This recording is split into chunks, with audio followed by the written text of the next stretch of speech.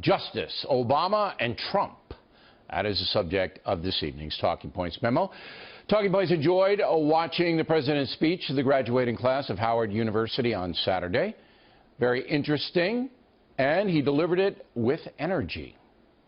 Mr. Obama's words were important because they addressed the division that we are now seeing in America, a divide that has catapulted Donald Trump to the Republican nomination. There are 4 speech points that I would like to analyze tonight, beginning with the status of black Americans.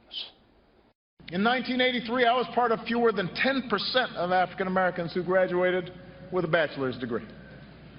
Today, you're part of more than 20% who will.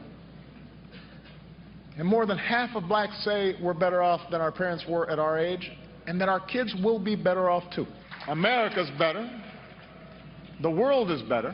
And stay with me now. Race relations are better since I graduated. But the problem is race relations are now on the decline. The core constituency of Donald Trump is white working class people, primarily men.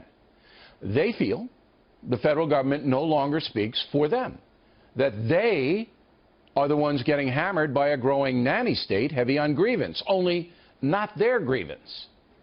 The president made a passing reference to middle-aged white guys and how they should be understood. But at this point, words are meaningless. The Obama doctrine of income redistribution has made it tougher on the working and middle classes as they watch salaries stagnate and health insurance costs rise under Obamacare. Of course, none of that is the fault of African Americans. It is the government who has alienated so many white working folks by basically ignoring them. The second point Mr. Obama made plays into the first one. We've got a justice gap. When too many black boys and girls pass through a pipeline from underfunded schools to overcrowded jails. This is one area where things have gotten worse.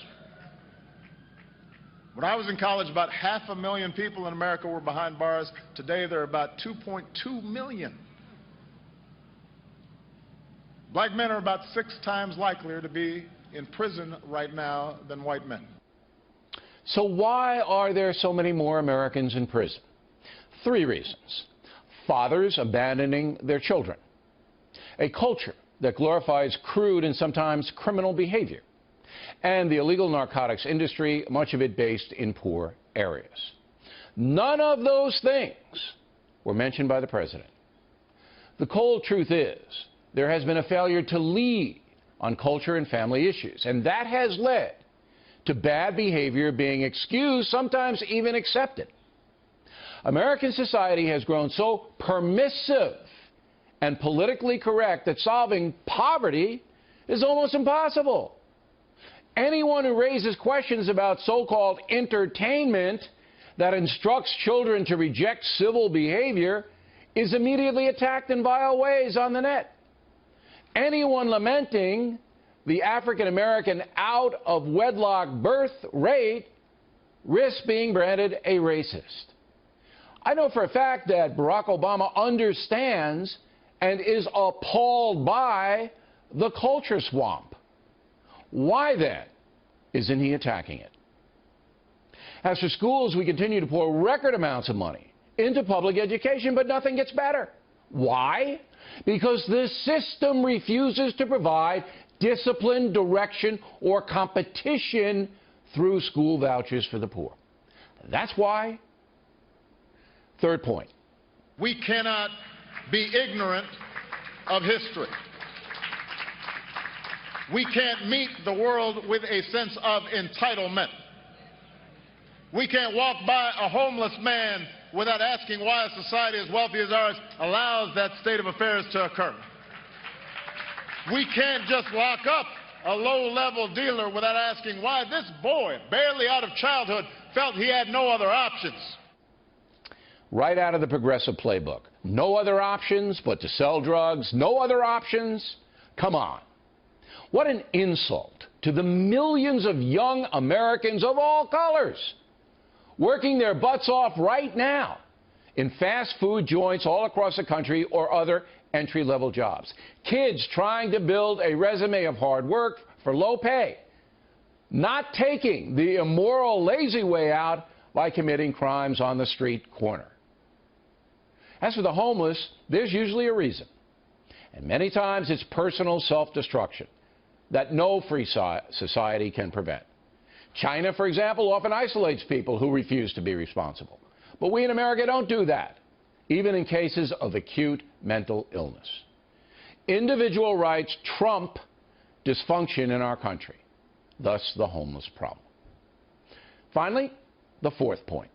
It's thanks in large part to the activism of young people like many of you, from Black Twitter to Black Lives Matter, that America's eyes have been opened, white, black, Democrat, Republican, to the real problems, for example, in our criminal justice system. But to bring about structural change, lasting change, awareness is not enough.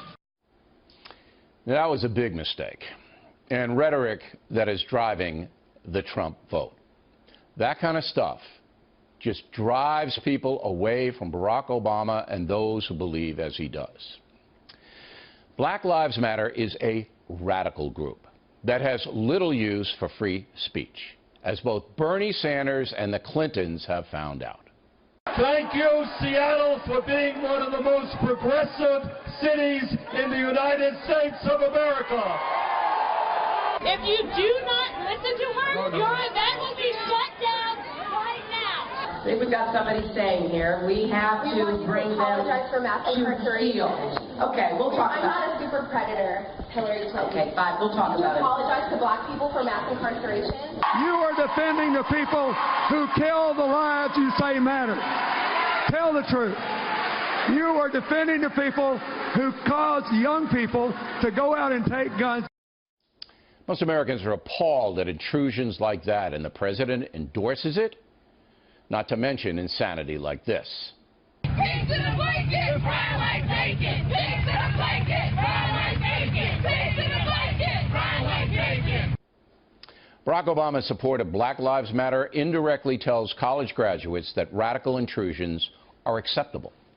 That, of course, creates an enormous wedge between his supporters and more traditional Americans, again fueling the rise of a candidate like Donald Trump.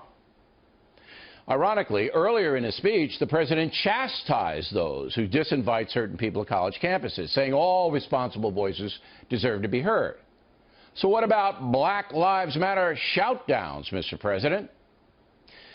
The truth is some reforms need to be made on the justice, racial, and social fronts.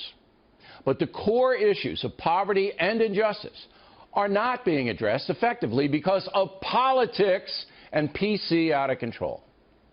Until those in power stop pandering and begin developing tough, fair-to-all policies, the growing divide in America will keep growing.